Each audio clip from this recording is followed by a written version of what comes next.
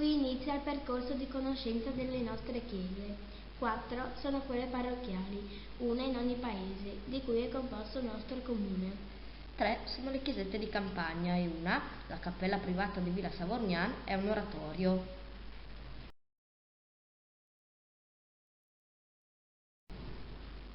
Sulla mappa abbiamo evidenziato la loro collocazione. Solo la chiesetta di San Giovanni si trova al di là della strada napoleonica, più distante dai paesi rispetto alle altre.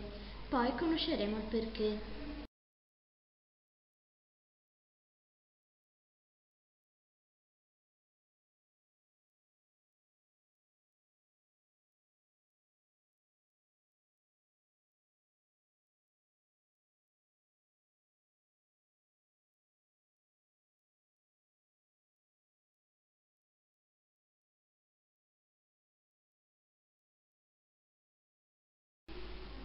La chiesa parrocchiale, che si trova in piazza Vittorio Veneto, è dedicata al patrono del paese. È stata costruita nel 1800.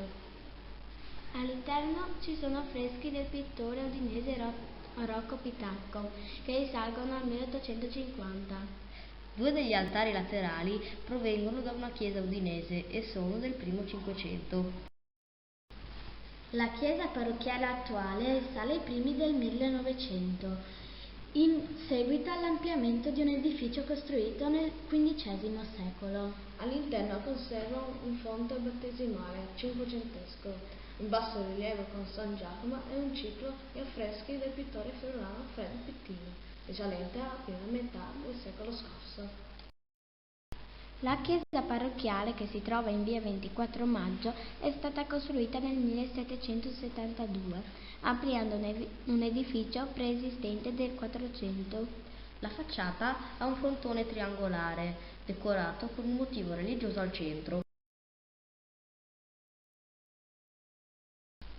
La chiesa di Sant'Andrea è l'edificio più recente fra le chiese del comune. È stato costruito nei primi decenni del secolo scorso. La parte più antica, però, risale al 1500 e di questa conserva all'interno un portale attribuito a Piracorte.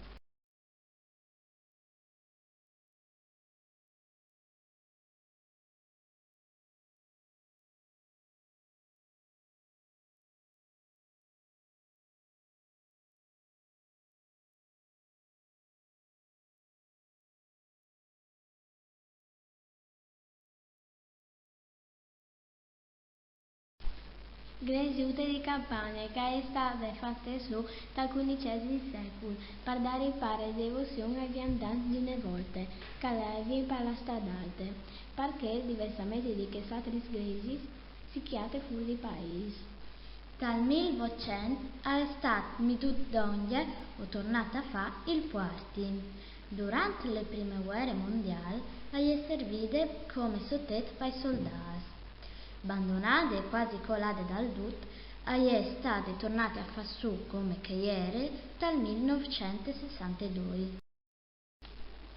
Era la chiesa della villa di San Vidotto, un piccolo borgo di origini romane, costruito dai Turchi dal 1477. La costruzione corrente va in daur al XVIII secolo e l'ultimo restauro è stato fatto dopo il terremoto dal 1976. Dentro si tiene in conto ex votos dedicati a Sant'Antonio, protettore dai nemai. Insieme che ora questa glesiuta si è sviluppato il primo gruppo di abitanti di Frumignano e è dedicata ai morti dalla prima guerra mondiale. La costruzione di Cumò va da ora al 1500. Dal 1926 è stata restaurata. Di lunghi schiavi si sono chiatati i resti di insediamenti romani. La glesiuta è stata tirata su da cade alla villa in tal 1736, su mandato dei con Savognani come glesiuta di famiglia. La contessa Paolina aveva domandato al patriarca di poter avere un'eglise per loro, che dalla plebe, di fatto, era rimasta lontano e, quando pioveva, le strade sarebbero in plenis di pantano. La capella venne usata poche volte l'anno dagli abitanti di Flambri di l'un la celebrazione dal mese di mai e di che di Flumignan a Buinore dal 5 agosto di ogni anno per un voto fatto durante le pestilenze. La chiesa ottocentesca si trova nella piazza principale del paese ed è dedicata a San Lorenzo Martire. È stata costruita alla fine del 1799 vicino al vecchio cimitero e all'antica chiesa di cui non si ha memoria. È un edificio imponente, affrescato da pochi anni, col campanile di forma slanciata sul lato destro e, sul davanti, un ampio sagrato in pietra. Nella parte bassa della facciata, al centro, si trova un portale in marmo con sopra un frontone. Ai lati 4 colonne con in mezzo 2 nicchie contenenti la statua di San Lorenzo, quella della Madonna ed un ornamento con una scritta in latino che indica a chi è dedicata. All'estremità superiore delle colonne si nota un ulteriore ornamento e più in alto un imponente frontone triangolare con al centro una specie di rosone. Oltre la facciata si intravede la struttura dell'edificio.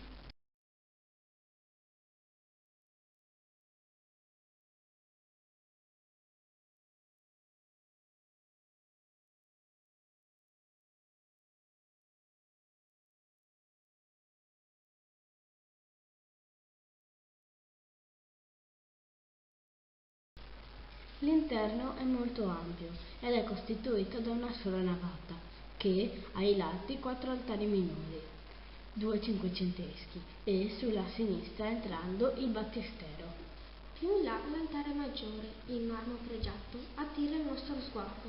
Sopra si trova una pala che rappresenta il patrono della chiesa, San Lorenzo Martire. Sulla parete dell'abside ci sono dei grandi affreschi e sotto una serie di banchi del coro, in legno intarsiato. Nel presbiterio c'è l'altare dove si celebra la messa.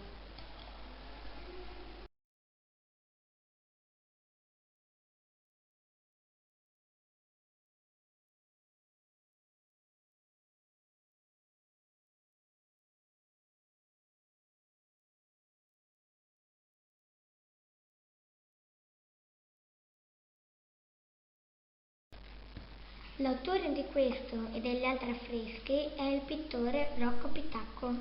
La scena rappresenta il momento in cui Papa Sisto II viene arrestato ed il diacono Lorenzo si offre di seguirlo. Dietro Lorenzo si vedono dei fedeli sofferenti per l'arresto del loro pastore. Le persone sono vestite con lunghe e colorate tuniche. Le loro espressioni variano a seconda della persona. Le guardie appaiono soddisfatte e serie, mentre il Papa e Lorenzo appaiono rattristati e rassegnati. Colpisce il contrasto degli sguardi.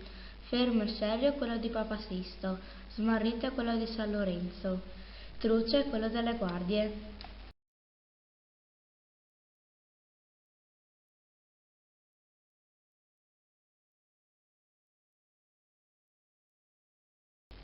L'affresco rappresenta San Lorenzo che mostra i tesori della chiesa, i poveri al prefetto Cornelio. Sullo sfondo si intravedono il Pantheon e l'Arco di Tito. I personaggi principali sono San Lorenzo, che ha un'espressione serena, e il prefetto, che invece è truce. Accanto al primo, i poveri appaiono tristi e spaventati. Invece, vicino al secondo, le guardie hanno un'espressione sinistra. Tutti i personaggi indossano delle tuniche, alcune ricche, altre più misere. L'immagine è imponente, presenta colori caldi, soprattutto nelle vesti dei personaggi. I volti dei personaggi colpiscono per la loro forza espressiva.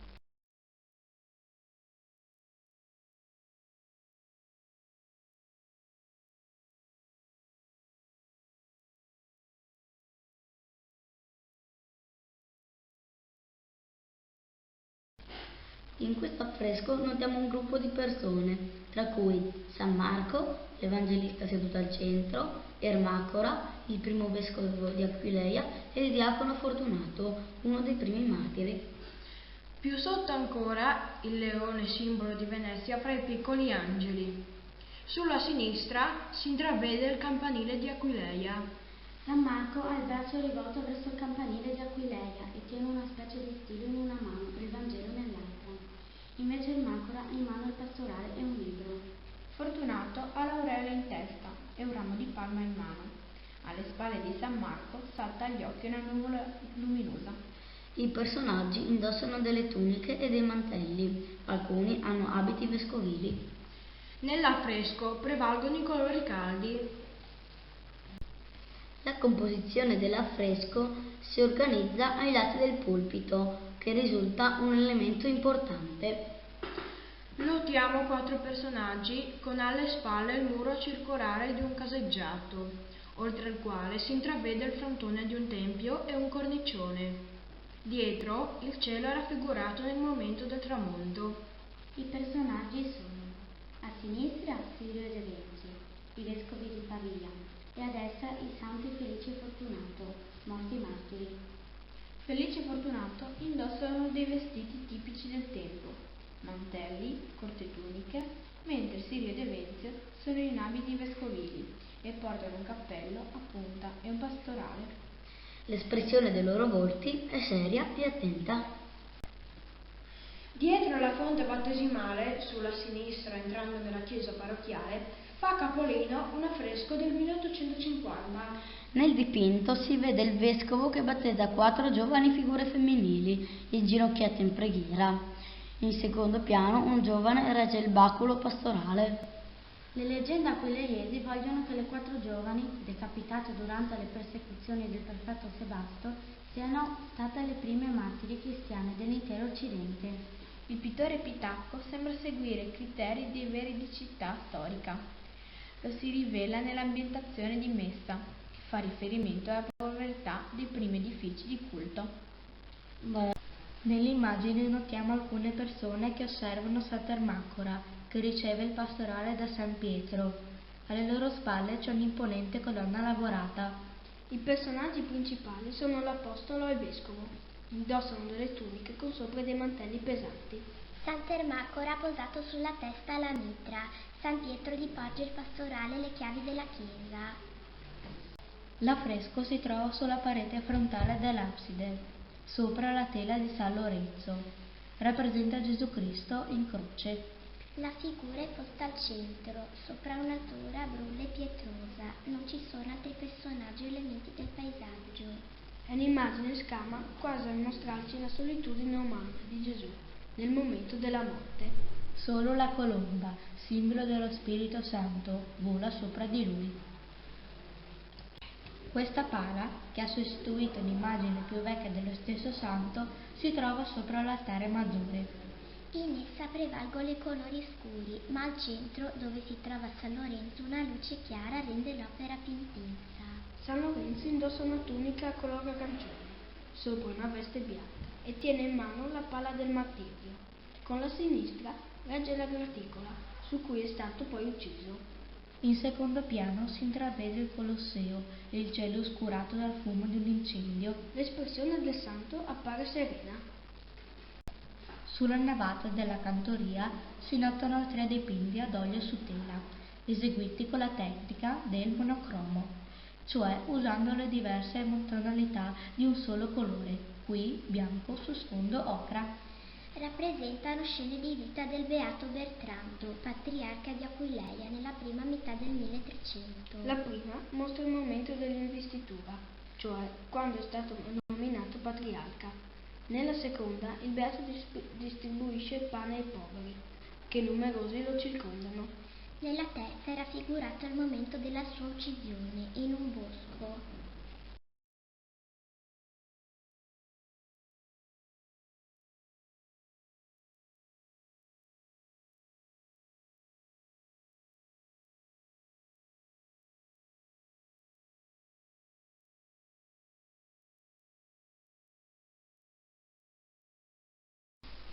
Il secondo altare della parete destra rappresenta San Valentino che impartisce la benedizione ad una donna con in braccio un bambino addormentato. La scena potrebbe fare riferimento alla guarigione della figlia di un ministro dell'imperatore romano Claudio, che era cieca dalla nascita. Nella mano sinistra il santo stringe la palma a ricordo del suo martirio. L'episodio si svolge all'interno di una chiesa. Sullo sfondo si nota infatti un calice sopra un altare. Sul lato opposto all'altare di San Valentino c'è quello della Madonna, rappresentata seduta, con accanto dei due putti. Maria indossa una tunica rosa, con sopra un mantello blu, ed un velo le ricopre la testa. Nella mano sinistra tiene una corona di spine e attorno al capo ha l'anello di luce. Il suo volto è triste. Il punto a destra offre dei gigli. Sullo sfondo a sinistra si intravede una città. In questa tela prevalgono i colori scuri. Questa è la tela di maggior pregio fra i 4 altari minori. Rappresenta Santa Lucia. Tiene nella mano destra un piatto con sopra i suoi occhi, simbolo del suo martirio durante le persecuzioni di Diocleziano. Nella mano sinistra tiene invece un ramo di palma. La santa si trova su dei massi e sullo sfondo si intravedono una città ed un vulcano. Rappresentano il suo luogo di origine, Siracusa. Nell'immagine i colori sono intensi, risalta soprattutto il blu del mantello. Nel primo altare della navata destra è rappresentata San Luigi Gonzaga. La scelta di questo soggetto è probabilmente da collegarsi alla diffusione che aveva l'immagine del santo in quel periodo e alla devozione del parco d'Orrizzi. Il santo indossa una tunica bianca, che è l'abito del novizio gesuita. Davanti a lui c'è un crocifisso e sulla destra la corona di erede del Principato di Mantova che lui rifiutò per dedicarsi al sacerdozio. I colori del dipinto sono scuri, risaltano il bianco dei gigli e della veste, oltre alla luce chiara attorno alla testa. La costruzione dell'organo risale all'anno 1850. È stato restaurato e rimesso in funzione da pochi anni.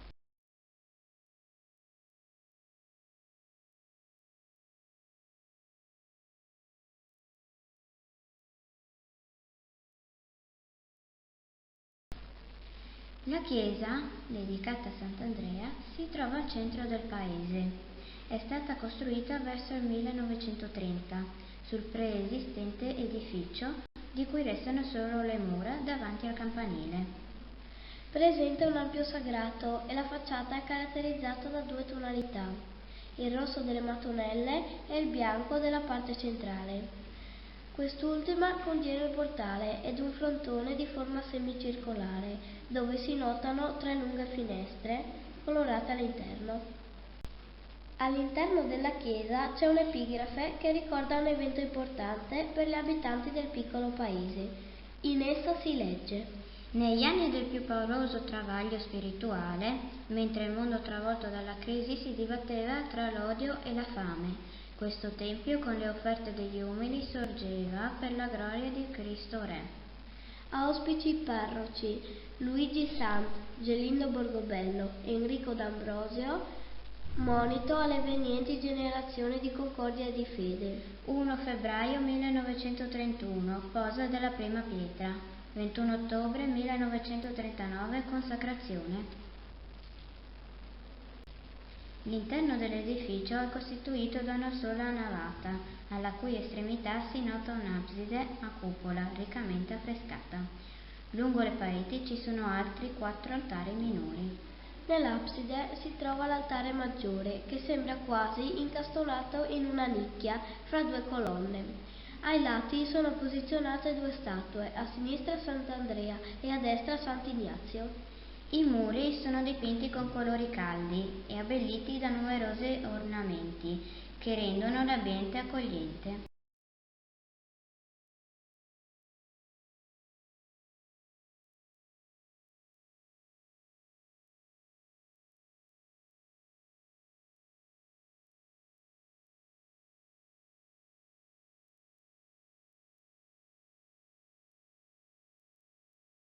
Sulla parete sinistra della chiesa c'è il fonte battesimale, con dietro un antico portale risalente al 1500.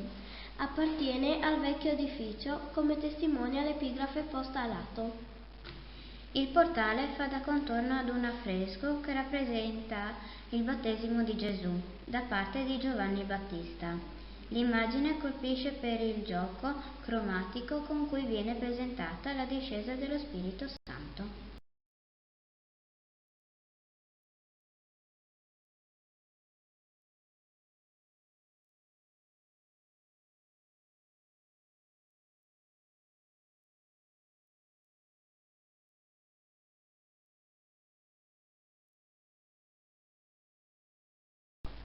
L'edificio si trova quasi al centro del paese ed è stato dedicato ai santi Pietro e Paolo.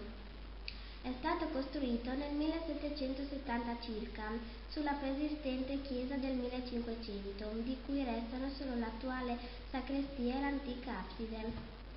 La chiesa è abbastanza imponente e davanti ha un ampio sagrato in porfido, un tempio c'era l'asfalto. Sulla facciata si nota un portale con sopra un frontone triangolare. Su entrambi i lati scorgono due lesene, cioè delle colonne scolpite. In mezzo ad esse due ornamenti, uno in rame e più in alto due chiavi incrociate, con in mezzo una spada, simboli dei Santissimi Pietro e Paolo.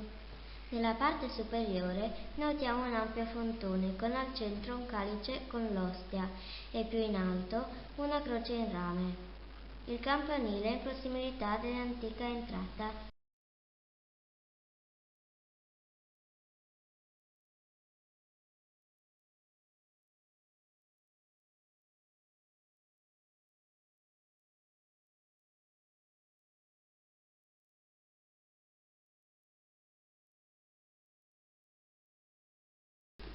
L'interno della chiesa presenta una sola navata abbastanza ampia.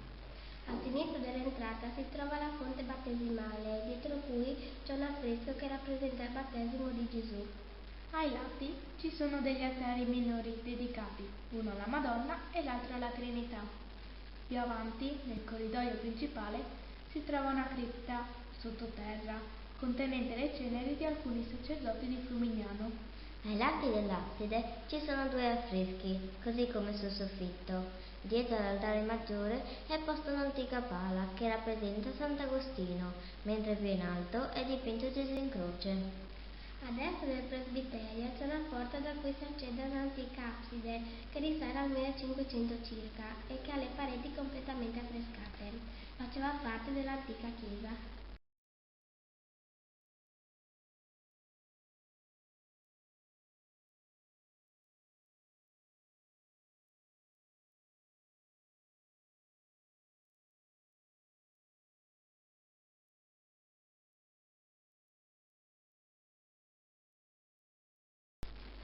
Appena entrati nella chiesa, a sinistra si trova la fonte battesimale. Dietro ad essa c'è un affresco che rappresenta fedelmente il battesimo di Gesù. In alto a sinistra si intravede Dio, in mezzo alle nuvole, ha le braccia rivolte verso l'alto, mentre lo sguardo è rivolto verso suo figlio.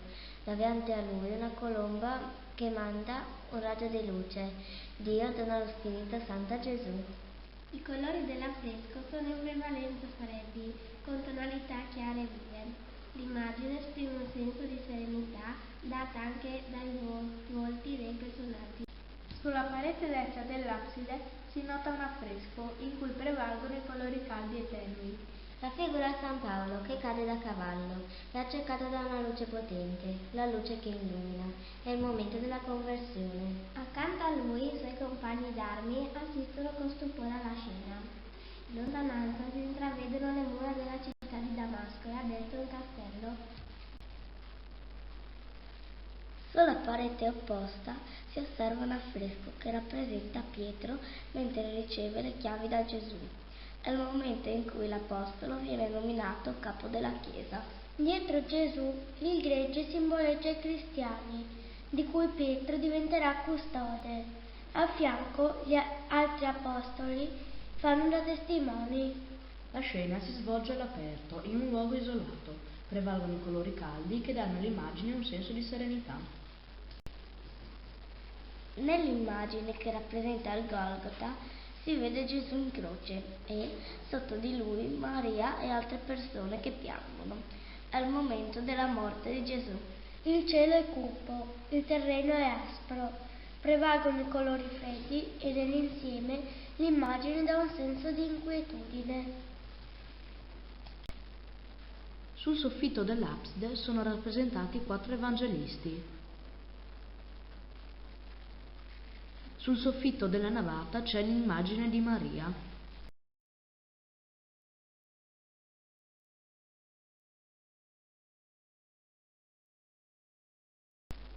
Sull'altare maggiore si osserva la pala che rappresenta Sant'Agostino, sua madre e la Madonna.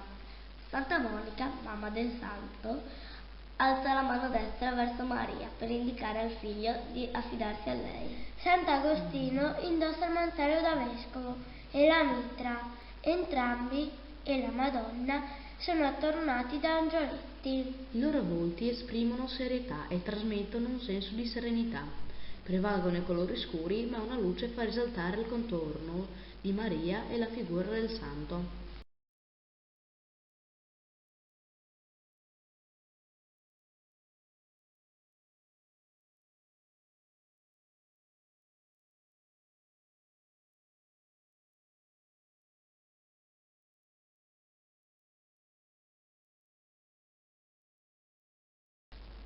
Lungo la parete destra della chiesa si trova un altare minore che salta all'occhio per la maestosità delle 4 colonne che lo fanno sembrare un piccolo tempio. È l'altare della Trinità, come si nota nella scritta sovrastante. La tela rappresenta la crocifissione di Gesù attorniato a destra e a sinistra da putti. Gesù è coperto da uno straccio a metà corpo. Sopra di lui splende lo Spirito Santo e Dio, il Padre, sembra sorreggerlo, mentre ai piedi è inginocchiata la Madonna, che indossa un vestito di veli rossi e blu. Sullo sfondo si intravede una città in rovina. Prevalgono i colori freddi e scuri. Lungo la parete sinistra c'è un altare minore dedicato alla Madonna. La statua presenta la figura della Vergine seduta con in braccio Gesù. La sua espressione è dolce e serena. Ai lati 2 statue, quella di Sant'Agostino e Santa Monica, sua madre. L'altare è illuminato da una luce interna ed è sempre ornato da fiori e piante, a dimostrazione dell'affetto che le persone nutrono per la Madre di Gesù.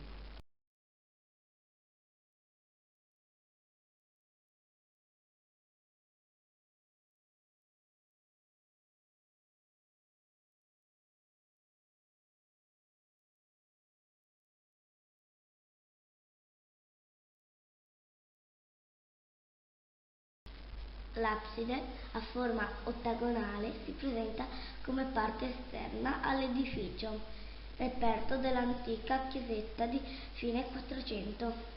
Si divide in 8 vele, dipinte ad affresco, con immagini della vita di Gesù e di San Paolo. Sopra sono rappresentati gli evangelisti, padri della Chiesa: Sant'Agostino, Sant'Ambrogio, San Gregorio Magno, San Marco, San Girolamo, vale a dire i principali scrittori cristiani, il cui insegnamento e la cui dottrina sono ritenuti fondamentali. I colori predominanti sono quelli caldi, tra cui l'ocra ed il rosso porpora. Il pavimento conserva una teca che protegge i resti di pietra dell'antico edificio.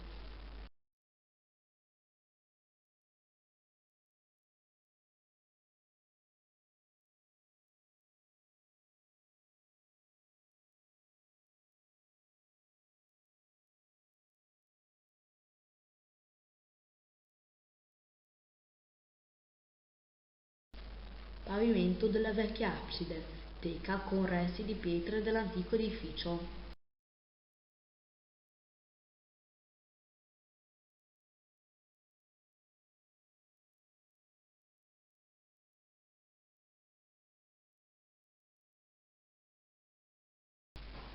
La chiesa di Sant'Maria Annunziata. L'origine della primitiva chiesa di Flambro si perde nell'oscurità della storia. Le notizie di un primo edificio risalgono al 1500. Esso viene successivamente modificato fino ad arrivare, un secolo fa, all'odierna chiesa, affilata con 2 ali laterali. L'edificio, dedicato a Santa Maria Annunziata, è imponente. Sulla facciata principale si nota il frontone triangolare con 3 statue. Ai lati 4 grandi colonne e al centro la statua della Santa Maria Addolorata. In basso ci sono 3 portali in legno scuro, uno al centro e 2 nelle ali laterali. Il campanile spicca sulla sinistra, prima della chiesa.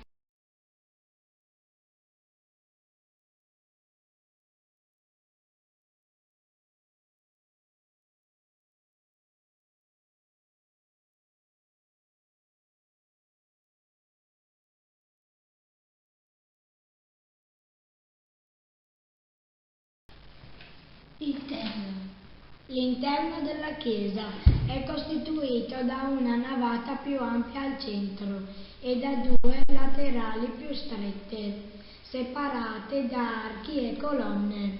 In fondo spicca il presbiterio, separato da un grande arco, con al centro l'altare maggiore ottocentesco di marmo lavorato. Il soffitto a cupola è affrescato con colori vivaci. Nelle navate laterali ci sono 4 altari minori, con tele di santi e una statua della Madonna. Vicino all'entrata attira l'attenzione un antico e prezioso battistero cinquecentesco in pietra scolpita con dipinti a olio. A lato, in una teca di vetro, sono conservate le vecchie porte del battistero. Queste immagini sono il primo lavoro eseguito da Fred Pittino con la tecnica dell'affresco.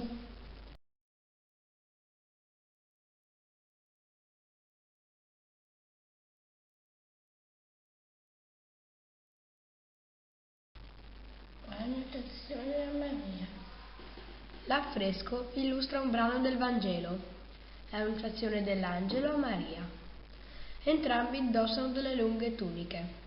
Sono rappresentati all'interno di una stanza piuttosto spoglia, adatta al raccoglimento e alla preghiera. Dall'alto, sotto forma di colomba, scende su Maria lo Spirito Santo, che manda su di lei un intenso raggio di luce.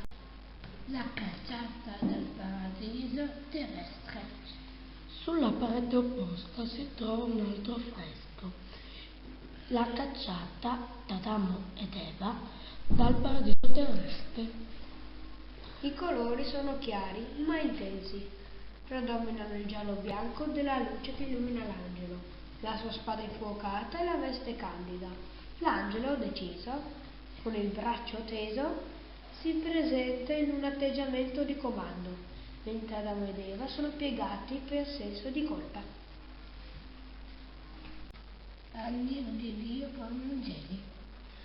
Prima di accedere all'abside si nota l'arco trionfale, con al centro l'agnello di Dio e intorno gli angeli che stanno suonando con degli strumenti musicali. L'affresco dà un senso di potenza e gioiosità. I colori chiari e la luce lo confermano. Nel catino absidale troviamo un affresco rappresentante il paradiso, con gli angeli che portano in trionfo l'Eucaristia. I colori usati per lo sfondo sono molto chiari, mentre, per contrasto, le vesti degli angeli sono di colore più scuro. Fred Pittino, l'autore degli affreschi, ha voluto in questo modo rappresentare gli angeli come protagonisti. Questo affresco è situato sulla cupola dell'abside. Riproduce il momento in cui Maria e gli Apostoli ricevono lo Spirito Santo. Nei loro abiti prevalgono il blu e il rosso, che danno risalto all'immagine. Al centro lo Spirito Santo è rappresentato dalla colomba. Ai lati dell'affresco sono raffigurati 4 evangelisti. L'altare maggiore risale al 1727 e sostituisce uno più vecchio, ormai inservibile. È di marmo, riccamente lavorato. Ai lati si notano due statue, Maria e San Giovanni, che hanno lo sguardo volto verso il tabernacolo.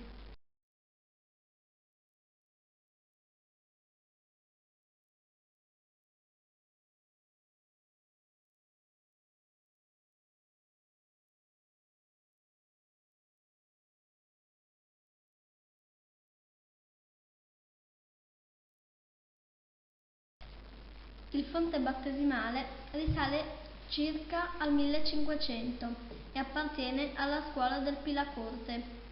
È realizzato in pietra con decorazioni in rilievo. Nella parte inferiore 3 putti sostengono la vasca, sormontata da una parte in legno, in cui si nota una serie di colonnine. Fra esse sono racchiuse 4 formelle con dipinti a olio del 1600. Rappresentano vicende della vita di Gesù e lo sposalizio della Vergine. Sotto queste tele ci sono altri dipinti, ancora più antichi, fatti a tempera su legno. In un pilastro della navata è murata una lastra con un bassorilievo che risale al 1530 circa. Raffigura San Giacomo con un libro in mano e il bastone da pellegrino.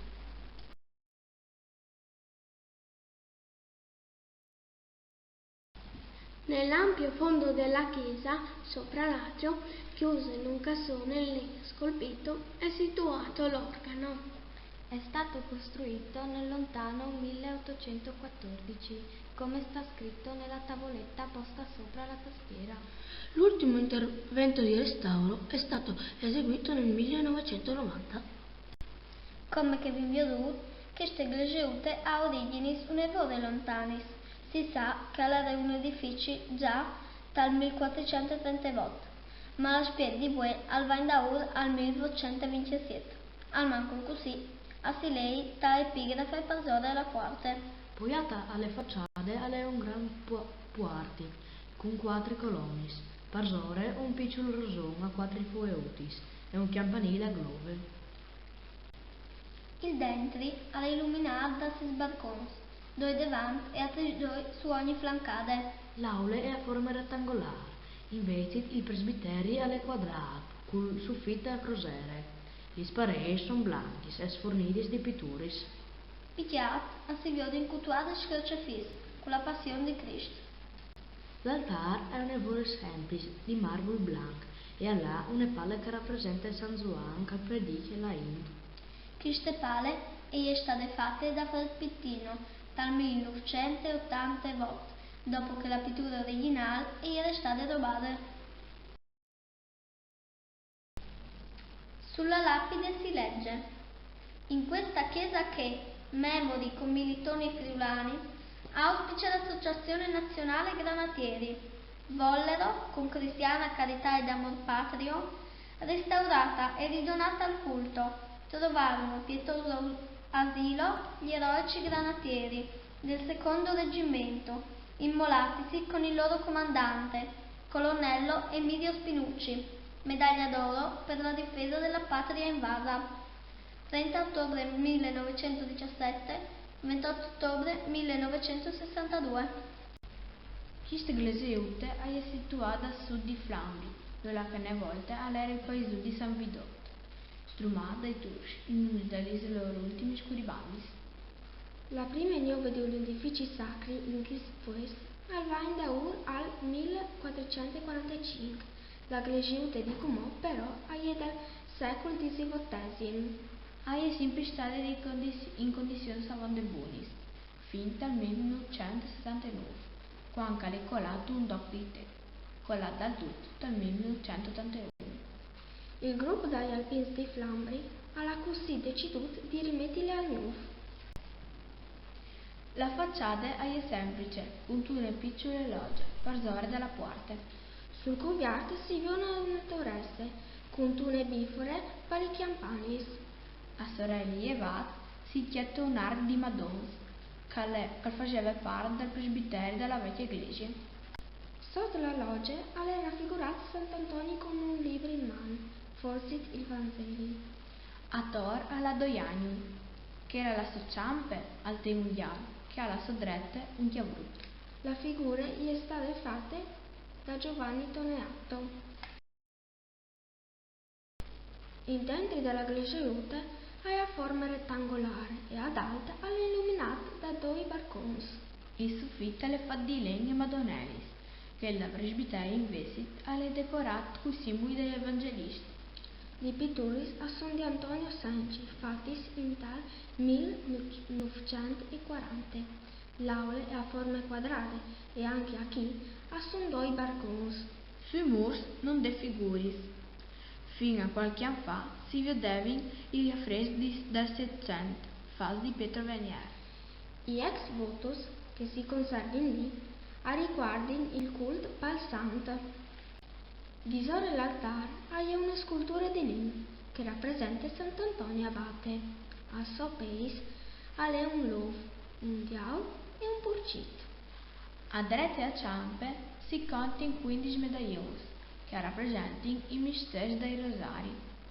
Guardi a mitu sono dichiarati e il 15° per Luca. A son pittori di fine Seicento.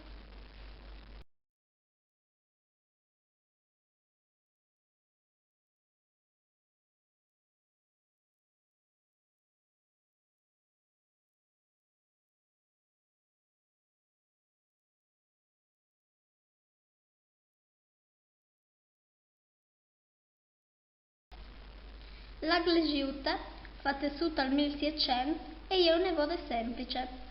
Sulla facciata si vede una grande porta, due colonne e per sopra un frontone triangolare. Da ora per sopra il coro ha un campanile a vele, attorno stanno un'altra muraglia e un piccolo giardino. Dentro l'aula è a forma ottagonale, col soffitto a vele e due balconi ai lati. Invece il presbiterio è quadrato e ha là, a destra e a ciampe, altri due piccoli stanzuti, la sacrestia e il corretto. Anche qui sono due balconetti a forma di mercetti dedicati alla Sacra Famiglia. Per solito è tapponata dalla palla con la Madonna.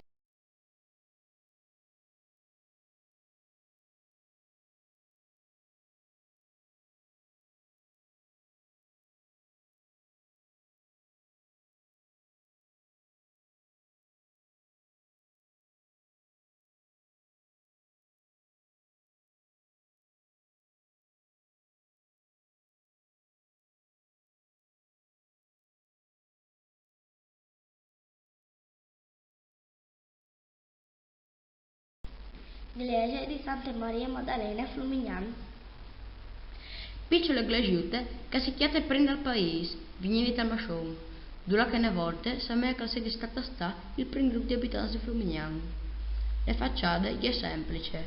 Per sopra le porte hai una barcunita toronde e sul cuviart una torressa con due bifore per le campane.